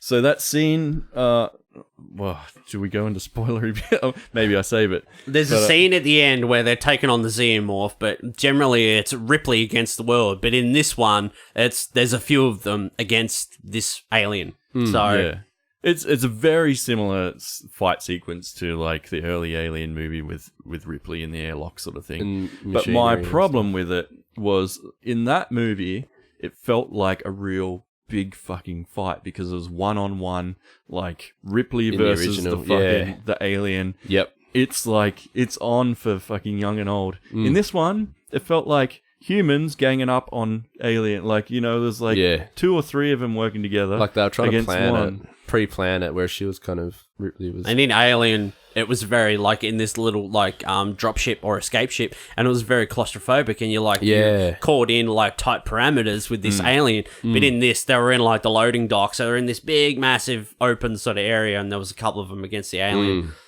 What did you think of a whole CG alien, Pat? Because I absolutely am all for it. I loved it. Because it's very insect-like, and that they can go much lankier and skinnier and creepier looking, and the CG these days is that good that you can't even tell, and that it's I can't. I find that it's good enough to... It's timeless now. It wouldn't really date. I can't see it dating. Do you know what I mean? Like there was that one bit, if you remember, where the xenomorph, you get that vision through the camera, and he's trying to lock the doors behind it or seal it in and stuff. And you see that one little shot, and it slips through the little hole down the ladder, down the ladder. And we haven't really had a vision like that of the xenomorph being able to slip through tight cracks like that. Like, you had a clear shot of it, and it kind of like tucks all its little spikes. It slipped through like a cat or something. Like, it was really stealthy and slipped through like nothing. It was awesome. Like, but then I'll sort of say to the contrary on that. On the flip side of the coin, yeah, you have all this CG. You can do whatever you want. So you can do that. You can do the scene with the alien slinking and pulling all its bits in and slipping down this very tight little ladder chute. But in the 70s and even the 80s, oh yeah, they didn't have the tech. They didn't have all this, so they had to, going back to even like Jaws. Like, they had this big rubber shark, but it kept breaking. So they're like, we can't film the shark today. What do we do to show that the shark is there? Okay, we'll have it. The shark gets harpooned with all these barrels and whatever, and we'll show the barrels, but you don't actually see the shark. And that builds sort of the tension to this big reveal at the end. Same with Alien in the late 70s, 79. Because there was just a guy in a suit. What was his name? Tall Balaji guy, Badejo. Tawley. Tawley McTawley. oh yeah, it was Tawley McLank. Bloody massive He's lanky. dude. Yeah. really skinny, isn't he? Like, Yeah. But because you couldn't, like, it was a guy in a rubber suit, you couldn't show it full blown in lights or whatever because it'll look ridiculous. yeah. So you had to be more They creative did a in good job. how you show it. You show a little bit here, you Yeah. show a little bit there, you show Leave it to first the person imagination. perspective. I fucking love a movie. Like, even modern movies that do that. Super 8 did that. Like, Yeah. I mean, yeah, they showed the monster at the end, but fuck, like, for the most of that movie, all build you up. saw was the reaction, or Yeah. like, you know, what happened after in the wake of the monster, and I fucking really love that mystery of like not knowing what it is for ages. Like Stranger Things did that for an entire TV series as well. Almost like Movies they really like that, don't show you. But yeah, until the end. it's great being able to do that. But then on the flip side as well, you sort of lose a bit of that heart and real creativity because you can do whatever you want. So One bit I loved was with the xenomorph, and there was a bit where it's like real ferocious, and it's swinging its head around, and all this slobber is just pouring out of it. Like, we've always had that in other movies, but they did it really well in this. And I love just seeing how all the slobber coming out, and I liked how they really mixed it up with the xenomorph because you got that money shot from the trailer where it's banging its head on the dropship, and then it's like real down low, like real insect-like, like its elbows and knees are up like above its back. And it's real insect-like. But there's this one shot in the movie. There's a xenomorph on the ship, and they've got the doors open, and it's standing upright, and it sort of just slowly walks like a biped person, like through the door, and it's sort of just looking. And I really like that sort of to and fro. is that but then the there's neomorph one?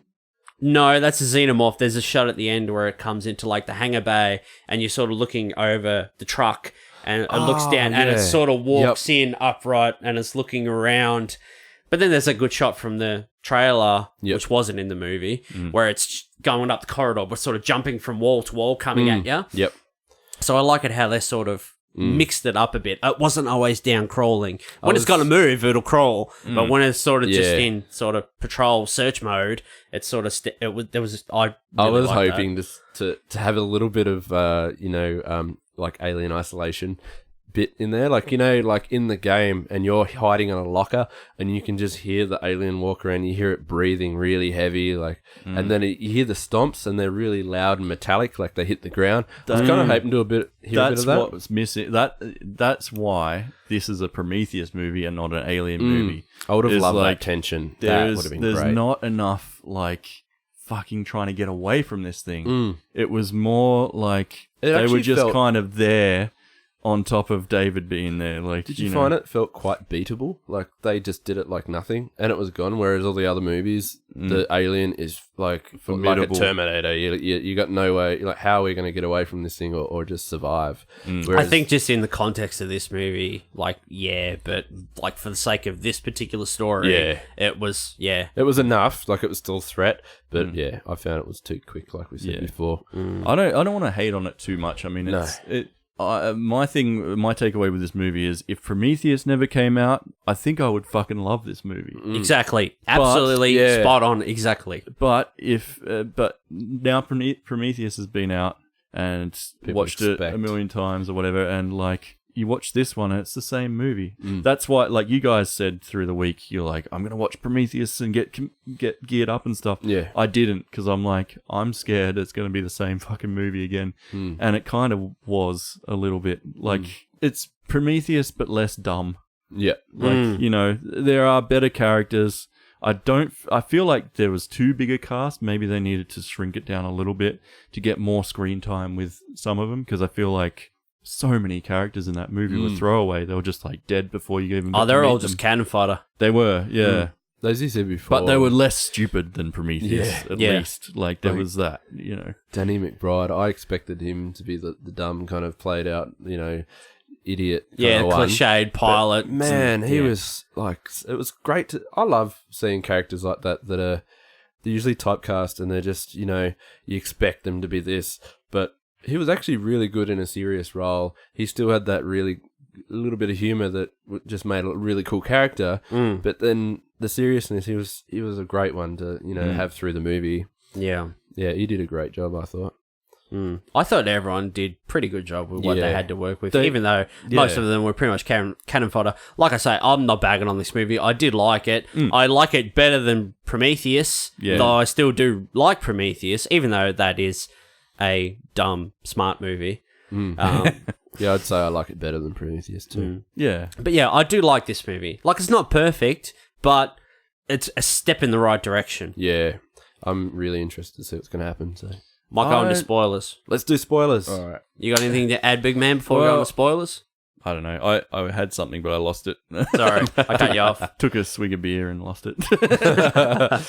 So, spoilers starting now. I'll timestamp this so everyone knows. I feel like David. we already spoiled it. But, oh well. Fucking David. Fucking David. I'm going to jump straight to it. That fucking ending. Oh, me too. Yes.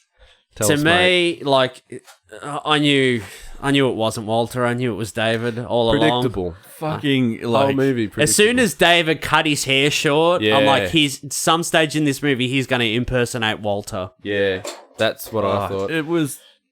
Yeah, it was clear as day. Like I'm pretty that- sure everyone in the cinema was nudging themselves. This is, that's him. And It that was ending, almost eye rolly at the end, Yeah. where you're just like, "Oh, really? Yeah. It's David, is it? You fucking idiot!" everyone goes back into hypersleep. They win. They beat the aliens. They get away. David's on the ship. Yeah. Everyone goes into hypersleep, and David smuggled some facehugger embryos onto the ship. And then he's just like sort of walks, and he gets to continue sort of all this, because through the movie, David is the cause of the xenomorphs. He's the one. He's created them all. He's the creator. He's been on this planet, the engineers' homeworld, and he's killed all the engineers. He's murdered them all. Wait, what? The android's the bad guy in an alien movie? What? He's no bishop. I thought it was really smart how it all worked out, like, and the way they introduced that was, you know how David was talking to Walter and he's like, we can't create, or we're not, we're restricted to even draw or even create music and stuff like that. So he's used his only one technique, which is he can create science and use, his Create science. Yeah. Well, I love sorry. that line. Sorry, I create. made science. I made science. Use science, I should say, to create understand. things. Yeah. So he's using genetics and all that, and actually creating. He's still, he can create Because life. he says, because there's a scene in the movie where he actually answers. He tells one of the characters like how he began his experiments, because he uses the black goo from Prometheus on their ship, and he's used that in his experiments or whatever. So he's experimented on all the flora and fauna on the planet, and tried to experiment on like a wasp that lays an egg which gestates and whatever. So he's and eventually he's sort of got up to this point, but he's run out of sort of like fresh specimens. So when this bloody colonization ship with 2,500 people on it rock up above his planet, he's very happy. That was nuts. Did you feel like, I understand the ending, I understand what it was going to do, I should have expected no less, but did you feel kind of cheated? I did. Like the movie was all for nothing? It Like all left- these characters... Left a little bit of a bad taste in my mouth. I was just like, but like, you've robbed yourself of a good ending, and and it's opened for another movie. What if this was a flop and they don't make the next? You know, like then what? You know, it's just. What about you, there. big man? Yeah, I don't know. I walked away and went, it's the same ending again. Medium. Like, Yeah, yeah, Medium. it's yeah. like they could have still had a good ending, and then just, you know, if they did the next movie, then, you know, I wanted something to throw me. See, the first time you watch the first Alien movie and you find out that Bishop's an android and he's fucking, you know, Ash. you know, he's In the first Alien. Beg your pardon. oh, sorry, Ash. Yeah, Yeah, sorry. yeah. Bishop was Aliens. Bishop was in Aliens, Yeah, yes. I used to have a toy of Bishop. So Oh, really? I had always- the gorilla alien. Oh, same. Kenner, Yeah, with the with the squirty clappy head. arms. Yeah. You fill it up with water and you squirt the head. Yeah, Yeah. like that. Yeah. So I used to have a Bishop guy. So I always think of whenever I think of the android, I think of Bishop. But yeah, like in that movie, it was like a fucking massive twist that surprised the shit out of you the first time you watch it. Yeah.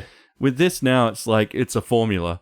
Oh, the android's bad. He's gonna fucking work out a way to fuck everyone over because he you know holds human esteem at a pretty low level and thinks that like this is the ultimate kind of thing, and it just happens over and over and over. What I almost kind of wished would happen was the opposite. Like they got there and David fucking, you know, realized that this is really bad news, but then maybe one of the humans like just flipped that whole fucking formula on its head. Saw what he was doing and like, Yeah. you know. I'm like, surprised And then she went, didn't pick up whoa, on it. we could fucking actually like really make a lot of money off this thing or something like turn it back Yeah. onto like a. Why didn't she have some precautions? You know, there's David and Walter together, both same haircut, for a long while there. Why didn't the chick catch on and at least say something like, you know, why don't we, or just say to Walter, say, you know, I need you to have some kind of you know, let's just say a sentence or something that, you know, I'll say to you later. And Safe word. give her a safe word or something. You know, and then later, like that's, I mean, if you were smart, because obviously it'd be a bit of a worry. You got two of the same guy here. That one might be you're an unknown. for the point of the story and that though, it's and you're in the heat of the moment. You're on this planet being chased by all of these fucking aliens and that want to bite your fucking head off. They're not sitting around having a little discussion Safe about words. give us a safe word, Patty. I would. So yeah, that ending left me with a little bit of a dirty taste, but I'm like fine about it now. Yeah. It just feels like the last 2 hours you've gone through and all these people you've gotten to get to know. That's just very throwaway. It's very pointless. Yeah. That's why I say this movie is David's story. Yeah. You know, and all these guys who are the main focus are really just secondary. Do you know? I think like we're coming at it from a long history of watching alien movies too. Like it is kind of hard to surprise us. If you've never watched an alien movie, go out and fucking watch this because you will enjoy it. Like, Yeah. Now that we've spoiled the shit out of it for you, but it is a really enjoyable movie to some extent. But like, I think the problem with the Alien universe is we all know what the alien is now, and we all know what it looks like. Even if they change the appearance a bit and change whatever, like it's kind of what you're talking about before, like hiding it in the shadows in the 70s, like they had to. Yeah. But there was a mystery behind it. Now it's kind of like we kind of know all the rules. We know, you know, That's the problem with prequels. the scenes where they walk in and there's like all the egg fucking hatchling. You're like, oh, things. don't stick We your already face know, over the like, top of that. Yeah, don't walk in there. And he's And like- then it David's happens. like, There was completely that safe. happened when we were in the cinema. Yeah, There's we're this just like, scene where "Don't do it." David takes Billy Crudup, who's the new captain. He takes him downstairs to all these eggs, to all the alien eggs with the facehuggers in them. Keep talking, mate. You're all right. Oh. And he says, and he's like, oh, don't worry. He's like, they're perfectly safe. He's like, have a look. I'm like, don't have a look. And everyone, because as soon as he saw those eggs, everyone in the cinema was just like, oh no, oh no, look out. Oh, here we bloody go. And what happens? And you know what I found? That was in the fucking trailer was in anyway, the where he trailer. sticks his head over the... I was gonna say. Yeah. That's robbed. Like there's a death right there, like instant. Yeah. What about that? I that think bit it would with have been great if he'd fucked over the rest of the crew. Like Yeah, because he I was mean, the man there of faith. There was that Yeah. little like tension thing where like he wanted to be in charge and he kind of couldn't be Because he I think it applied would for the be captain's way. spot of the mission, but he didn't get it because Yeah. he was a man of faith. He was religious, Yeah. whatever. And he had a bit of his chip on his shoulder about that. But he got second in command. So, and then the captain Like, even if dies. he had struck a deal with David to fucking Like, Yeah. I'll take them out I'll or give something. you the ship. Yeah. But, you teach me and we'll work together and yeah, we'll do just this together. some other some aspect where maybe bring in a bit of human, because we're a fucked up species too. We like to fuck each other over as well, and I feel like it's always too black and white in the alien movies. It's the humans are good and the androids are bad and the xenomorphs are real bad. Bring in some human element where we're just a little bit shit, My favourite scene, probably my favourite scene from the movie, is where the first guy gets infected and they take him back to the dropship and they go to put him into quarantine. And this fucking perfect Ridley Scott tension, shots of people running down narrow corridors and stuff and screaming, banging on glass. And this guy is just, he's like convulsing and whatever. And they rip his shirt off and he's got like all these real disgusting fucking holes and shit in his back. And I'm like, oh, that's fucked. And then, What's that That was condition people intense. have? It's like tryptophobia or something like that, where people get super grossed out by different size holes The little holes and stuff in on your the thing, flesh. and that scene, I think that's what I have. I don't have it. Yeah, I don't have it, but people who would have that would fucking throw up in the cinema. I reckon, because there's this big convulsing thing on your On his back, back. and it just Trying to sprays bust out. blood into the face of that chick. Out And his she's like, spine or something. It was and then she nuts. locks. That was the funny thing. She freaked out and then locked the other two in quarantine while she's got this fucking blood shit sprayed all Yeah. over her face. I'm I like, was wondering you're why not she locked him." quarantining anything. You just walked out. Jump in there with her. Yeah. I was wondering why she locked her in there. Oh, she was just freaked out, man. She just had Oh, to get yeah. out of there. She Yeah. just didn't care. She just got out, It was and like, went for the yep. guns, and that scene was fuck. I was crazy. like, I expect to see his fucking spines flapping around and shit. Yeah. But it was pretty gross the way it was. Like When the the horror body in that. just flailed down on the bed and Yes. it spewed out that fucking fetus thing out of the throat, I was like, That was oh, fuck. that was one of the greatest scenes Yeah. I've seen. In a And then long it attacked, the woman was trapped in the quarantine Yeah. with this neomorph, and it just attacked her, and it's just like a fucking raccoon on you. Just, Yeah, you know, real and small little. there's a scene where she comes Fleshy. back, it cuts away, and then it comes back, and there's just pools of blood everywhere. Like she's just struggling, and legs are flamping around Yeah. everywhere, and there's blood all over the place. And I love that bit. I fucking There was love a that bit where like someone slipped on the blood and fell over, and then someone else came into the room, and then they slipped on the blood, and someone behind me in the cinema just goes, "Oh, for fuck's sake!" Funny.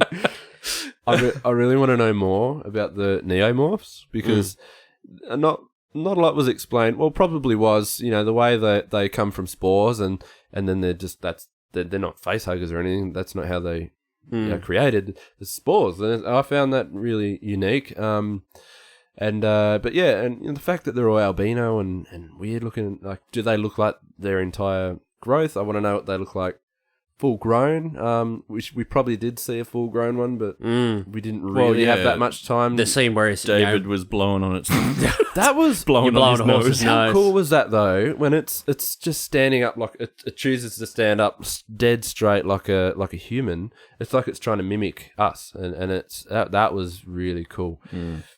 It makes me wonder that the girl who died and we first saw it stand up straight, would she have had a chance to kind of blow on its nose and maybe get its control? Because I think they're less inclined to attack like as soon androids. as she Maybe they reached said something about them. That's as soon it. as she reached for the gun, that's when it went for her. Maybe she would have. I don't know. Nah, Gun- I would've think killed it her. can sense that androids are not Yeah, actually alive. he was getting Because the trust.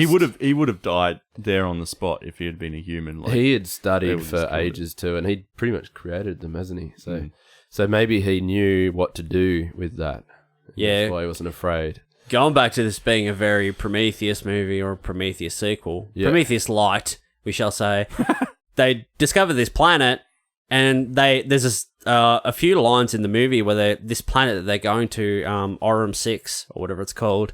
She's like, we studied this planet for years. She's like, we've done all the simulations, we've done all this, we've prepared to go to this planet, but now you want us to go to this one. And he's like, fuck, we'll shave 7 years off this. The planet's right there. Like, no one wants to go back in the bloody pods, so we'll go and check this out. But when they get there, even though it's an Earth-like planet, they still go out with, like, no suits or anything on. They just go out with clothes on their back. That was very dumb. I was just like, oh, God, here we go, Prometheus style. Like, fucking take your mask off. And the first guy, he was so dumb to he's like, I'm going to take a piss. And he never had a piss. He didn't even He just went out of smoke. But he was really... Speaking of piss, I need to go run out quickly. As a show first, I'm going to go have a slash. piss break. Piss break. But continue. But yeah, that was a dumb moment for sure. Just make sure you shut the door because I don't want to have edit out the sound of the stream. I'm going to like just blast the bowl and see if I can see if you guys can pick it up. Oh, jeez. So much for my PG rated show. But yeah, the fact that guy was just so clumsy. He walked straight through the bush. He's just he's kicked over these things and the spores. Couldn't he see them floating in front of his face? Because we could. You had that vision of the side angle, his head. Yeah, you had these. I did see that. I was like, his vision. I think he kind of looked at the spores or whatever, but then he sort of looked away, and they sort of formed into like the little cloud or whatever, and it floated. If that was went in his me, ear. I would not go anywhere near anything like that, especially if they're wrapping around looking like they're alive. And the dude who kneeled down and had a sniff, and he's like pushed it. He poked the bloody things, and then Don't poke the bear. That's that saying. Don't poke the fucking bear or the plant. He breathed them in, and it's just like it's so dumb. Like they deserve to die, but Well, they found the ship and they found like Elizabeth's dog tags like hand in there hanging. Yeah. I was like, oh come on, it's right in the middle of a hallway hanging. what did she hang them there or something? I don't know. And Elizabeth, like, I felt real bad because that scene in the middle where you find out that David has been doing all these experiments and he experimented on Elizabeth and they find her body and it's just like she's cut open from like neck, down. I was gonna say I felt robbed. And all the bits, all her organs and everything are missing, and she's just like being experimented on. felt And I was so just like, robbed fuck, there. I feel bad for her. And that movie, like the movie got like really dark there. I'm like, oh, fuck, this guy's like, he doesn't care. He has no sort of affinity for human life anymore. Yeah. And he's just doing whatever he wants. I tried His to experiments. think in his mind for a little while there, especially after being there for 10 years. I thought maybe she didn't look that like.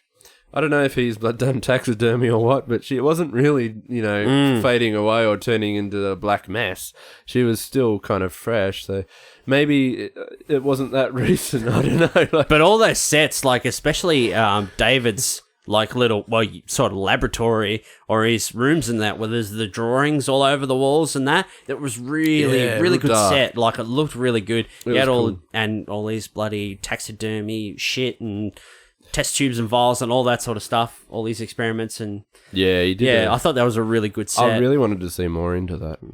Bob, you're back. Hey, Feeling good. Feeling good. fresh. It's really funny. You've got really thin walls. I felt like I didn't actually step away at all. I was listening through the wall. You're right there. You'll re-listen to recording later. You'll hear the whole stream. Oh, God. Thanks, boys. You're making more work for me trying to edit that out. Yep. Don't even try. Don't even try. Jeez. Anyway, let's have a quick swig. Go for it, mate. That was a good week. It's empty. Need another one. Fresh sheep. So, anything else spoilery? There was. I don't know. Wrap it up then. Wrap up your thoughts at Alien Covenant. What else was I going to talk about? Yeah, it was Elizabeth Shaw. I actually really wanted to know what happens with the little xenomorph that comes out of the end of Prometheus. You know, that little one that comes out of the engineer. Is it called Deacon? Yeah, that's kind of. I thought after watching Prometheus, I was like, okay, maybe we'll see what's going to happen with that one in the next, but we never. It's an unknown now, so that's one little thing that I would like to know. What the hell is that? And what's it going to look like when it grows up? I guess it was just one of those things because David tries all these experiments because he infected, what's his name? The doctor, whatever his name is. Yeah. And like he and Elizabeth have intimate moments, and then she's pregnant with this, well, what turns out to be like... Giant no one's facehugger. ever said it, but every time I watch that scene where the engineer gets pretty much face-hugged by this giant thing, like from the back on, it just looks like a facehugger, but I've never seen anyone officially say it, but I've said it's a giant I'll say that's facehugger, my pretty thing. much. And then it bursts that. So that's what this kind of thing looks like from an engineer. But I guess that was that movie, and this is like they've expanded upon it. Yeah. So like they have the neomorphs just by getting infected by the spores from the plants, and then he actually has the facehugger or whatever. Yeah. And then they get the sort of protomorphs, and I guess that's not the final form because he creates... I guess the alien queen will have to be created somewhere along the line because she's the one that bursts the eggs. And then we get our full xenomorphs. You got to remember as well. Yeah, because that's a whole new set of rules there, isn't it? It'll Like, be with the- interesting. When the movie finished, I thought, okay, from where this movie ends with David on this colonization ship with 2,000 people in hypersleep, and he's going to continue to do his experiments, how does, from where this movie ends to where they find the ship on LV-426 at the start of Alien... that ship that's crashed there with all these eggs in it, how do we get from David in this ship to there? I'm interested to see that gap. Ooh, That's a good that's point. something we haven't talked about yet, The actually. connections with... Just going from a purely technical aspect, because you kind of take it for granted now, but there was especially in the middle there was a scene with David playing out that scene with the flute thing. Oh, yes, they were David like- and Walter, It's yeah. like, Yeah. I'll do the fingering.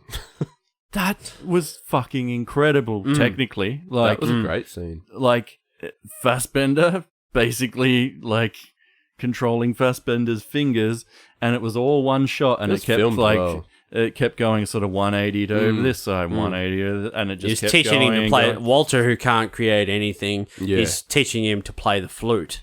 That was... Teaching, one android who's had his creative functions removed because of what David did previously, so they've upgraded him. There's a line in the movie that Walter says to David, he's like, because he's a more advanced android, people were creeped out by the David model because he was too human, he was too realistic, and they wanted him to be more of a robot. Which it's makes easier him for more people. of a threat, doesn't it? It really does. More So- And then- American. Yeah. makes Southern him, accent. It makes him more human. And How good was it at the beginning? There was a scene at the beginning where it had David's first Inception, and it had Guy Pearce back as That was awesome. Mr. Wayland. Yeah, good seeing him. As a I little bit really of like that energy. scene. Yeah, that was great. It kind of really formed David as well in the way of, you're my creator, how, and who's yours, and then it just made David really Sort of planted that seed right It from the did. beginning right in from his the beginning. mind. It did, and set his ways. The company was always called Wayland Yutani, wasn't it? Like, It was depend what Or iteration Wayland. or whatever you watch. If you go back to AVP, it's just Wayland. It's Wayland Industries. But then I think it's at the end of AVP 2, they've got the Yutani Corporation, and they merged to become Wayland Yutani. But in the original Alien, they were always Wayland Yutani. So, yeah, that's what I thought. Yeah, and I remember sort of specifically from the early computer games and stuff. It was always Wayland Yutani in it as well. I always wondered who Yutani was. But well, that's how they explained it in AVP 2. I can't say I really remember that movie at all. I think I watched it one time on DVD at home. So, just so I'm clear with the way, so where we're left now with David and the ship, and he's got the whole 2,000, People. on board. So with Ripley, she's not even around yet. Is that right? So she's more future. She's like what, 100 years ahead or 50 years? I'm not actually sure on the dates. I'd like to know. I'd the have dates. to check. No, I'll have to check because I go back. If I go to Alien, it'll tell me what So the this is date is. technically still prequel territory. We're Keep all- talking, I'll find out. Yeah, Keep talking. that's really interesting because I want to know. Yeah, Because in the first Alien, they find one of those Promethean ships yeah, and find the eggs on that And- Promethean ship, which and they, really probably could be that ship that David was on in this movie, because he's got the same facehugger eggs growing in there. So maybe, I don't know. That was crazy. He's like regurgitating them up and putting them back down. Like, yeah, really makes me wonder, how did he get the perfect little, the little egg thing? The embryo. The embryo, like it had like the tiny little facehugger in it's it. like a little glass case or something, though. Like, I don't know. where did he form that from and put it in his He throat? made science. That's He crazy. made science. And they happen to perfectly Patrick fit. Brown, 2017. And they perfectly fit though in these little slots that are made on this ship with all the other embryos. It was I don't know what the name is. I'll watch Aliens later and I'll find out what the year is. Yeah, Because when Ripley's been in hypersleep 57 years, so if I yeah. retroactively go back, I'll find out what the actual date is in the first movie. Yeah. Done. Sorted. Cool. Nice. So, Well, yeah. I don't think I want to shit on this movie anymore because I'm not going to shit on it. Yeah, I liked it. I did Yeah, enjoy it. I loved it. And it's going back to that line before. Like, if it wasn't for Prometheus, I would have fucking loved it. That's my review. It's definitely 3 out of Prometheus 5. 2. Yeah. Yeah. Yeah, like I'm kind of really glad that they've brought back the alien side of things, and it's like, okay, cool, we're back into that kind of territory now. You still have Prometheus touch, but I want to see more of the xenomorphs back. Yeah, I want to see more. Done properly though. Like I really, really hope they bring back Neil Blomkamp's. Is it Neil Blomkamp? Nah, that's Blomkamp? dead. That's dead, mate. Yeah, I know it's dead, but It's dead. I would love to see that with Ripley back, even if she's older. Just do like an actual sequel or something. I just want to see another good alien movie. I understand that people want like throwbacks or whatever, or to make it as much to the originals or whatever, but do something different. Give me a little bit different. You know. I know it's a bit silly because it's always been space, but I'd kind of like to see a really contained movie with an alien that's on Earth, like to a Predator, where it's come to Earth. Oh no, I don't want that. Not in the jungle and that, but like have it in like a fucking... don't want that. You're outvoted. See you 2-1. later. Yeah, maybe not. But I'd like to 2-1. see one on there. Yeah, Sure. it would be different. But At then the you same get time, it would be different. Yeah, that's different. But they kind kind of did that with Alien vs Predator movies and stuff. It doesn't. No, And they did the Predator movie where it's all like a hunting game for the predators, and they're on that planet. that works. I actually kind of like that. I really like that movie. I like Predators. Predators. I like Predators. Oh, Predators. Yeah. I watched it, but I couldn't tell you anything It's where about it. they I get- can't remember it. that's where- Adrian Brody, Yeah. and they wake up free falling, and they've got the Just- parachutes on their I back. just and- remember a bunch of like wrestlers hanging out in the jungle, Yeah. sharpening their knives. That was the first one. That was the first one. Wrestlers. It's like Sons of Anarchy. It's just a cast of wrestlers giving each other hugs. That's all right, son. Well, I liked it. I liked it more than I hated it. I didn't really hate it. There were just a few things. I was Nah, like, hate's a strong word. It's It'll probably not- grow on you, I reckon. oh yeah. Like I said, like a couple of weeks ago, I always have to go to the movies that first time, get those expectations out of the way, and I'm like, ugh, that wasn't this. But this go around, I feel really sort of confident in my sort of review, my feelings about it. Yeah. I don't feel like I have to watch it again, even though I'll watch it again and it will sort of Yeah. change the way I feel, or I'm like, oh, I didn't think that was as worse as I originally thought, or whatever. But yeah, I like it. 3 out of 5. What would you give it, Pat? Yeah, 4 out of 5. Me. 3 for me. 3 out of 5. Yep. All Go right. watch it. Go watch it. You good? Do it. That's Alien Covenant. And to spoilers. Yep. That might do it then. We'll wrap it up. Yeah. Yep. Because this is going to be a very long episode by the look of it. Shit, what are we at? 140. And I've got to put in all that other audio. Yeah. It's nearly a 2-hour episode. Better get snipping. Some cutting to do there, God. mate. Yeah. Anyway, Bob. If people want to look at you, they want to find you online. The about section. The about. If they want to find what you're about, if they want to send you a nice message about some of your artwork, where can the people find you? Go to bobbybaxter.com to check out all my stuff, and Bobby Baxter Cartoons on Instagram and Facebook, and that's about it. Yeah. Patrick Brown? PatrickBrownArt.com is my official website, and you can go to Patrick Brown Art on Facebook. Have a look for that, and you might find my Facebook page. I do have Instagram as well, but sorry, I can't recall that I one. like how you apologise. Sorry. Sorry I for just all the don't people go who there are only very on much. I Instagram. think it's Patrick Brown Art. You got to get it. You might got to be. get on the Insta, man. Insta's Yeah. where it's at. Facebook. That's where it's at. Yeah, I used it. I'm going to there. go on the record and say, Facebook, you're a bit shit now. Like, I've got a fair Yeah. bit on Instagram, but I don't know why I can't recall my username on there at the moment. I haven't used Patrick it for a Brown while. Art, I'm pretty sure. I think It's it artwork is. of Patrick Brown, I think. Oh, I don't know. One of them. have a look for either of those, and you might find me. Hashtag the Patrick Brown. You'll Yeah. find him. I did a bit of Instagramming up in Hobart. Do you have last like your weekend. own artist page on the Marvel website or whatever? Where you can look up the covers or whatever and you got like the on artist page? Marvel Wiki, yeah. Yeah. Yeah, I think I do. I signed up on there. Because they, especially when they got my name wrong on one of the covers. Patrick. It wasn't for the official one. It was like a website and a chain through there, and they kept a few different websites kept using the same artist cover name. It was always like Patrick. What was Patrick Black. it? It was like no, it was like Patrick Bowen or something. Patrick Oh, Be- shit. Patrick Beige. And if you want to find the Bearded Geeks online, you can go to Facebook and look us up there, or you can go to facebook.com/Bearded Geeks Pod. We're also on Instagram at the Bearded Geeks, and we're on YouTube. If you want to come on YouTube and like the videos or even comment, that'll help us out heaps. We actually get a lot of really nice comments on YouTube. We I haven't love nice comments. what about hateful comments, Bob? No, I've gone off them. I like nice ones. Give me nice ones. Yeah. Go and write some nice comments. Yeah, do you have a commented section on your webpage? I've got a contact page, but yeah, no. Oh, well, you can comment on Instagram, I guess. So Comment on Instagram about Bobby's head. Tell him how much you like it or Yep. don't like it. We got to make up that album cover. We might post it on Instagram. oh, Milky Stains. Milky Stains, motherfucker. I was talking about the Three Doors Down cover with Bobby's head. I'll do with you.